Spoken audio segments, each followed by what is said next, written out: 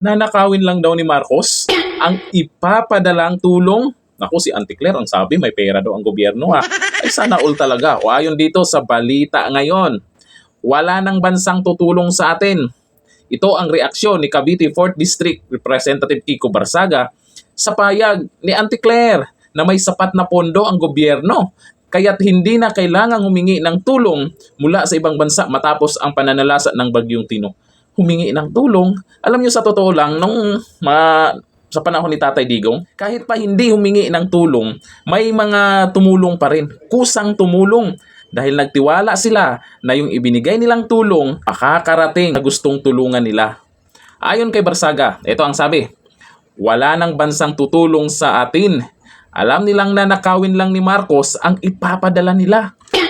Grabe, tindi ng banat na to. Marcos talaga ang binanggit. Ito ang sabi ni Auntie Claire, wala po na call for any foreign assistance dahil sa ngayon po, mayroon po tayong pondo para sa ganitong mga klaseng sitwasyon. Salita na naman, ang tanong, nakakarating ba sa mga biktima yan? Dagdag ni Castro, may quick response funds at local government support funds ang gobyerno para tulungan ang mga lokal na pamahalaan. Talaga ba? Maganda yan. Pero mahirap naman pag puro salita lang. Kung talagang meron talaga ha.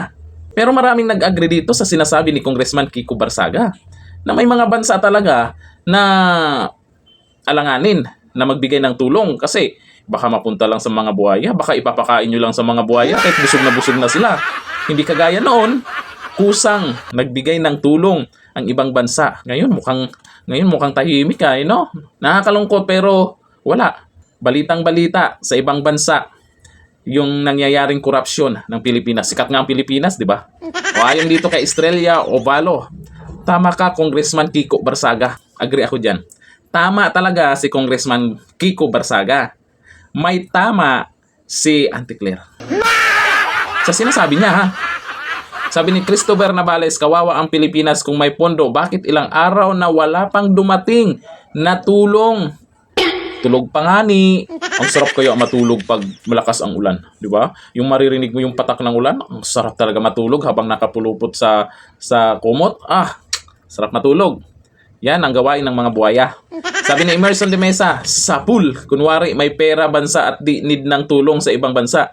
Pero ang totoo pala, wala nang gustong tumulong kasi natatakot ang ibang bansa na hindi makarating sa taong bayan ang tulong nila at makurakot lang. Ayon po yan kay Emerson de Mesa. Ay sa bagay, kaya pa ng taong bayan yan na magtiis na ganito ang pamamaraan ng ating mahal na Pangulong Bongbong Marcos. Lahat ng yan, sasabihin lang nila, paninira lang. Lahat ng yan, sisihin lang nila, mga Duterte na naman. Ako po, Auntie Claire, galing-galingan mo ha, para marami ka pang mapatawa. Hanggang dito na lang. Thank you. Bye-bye.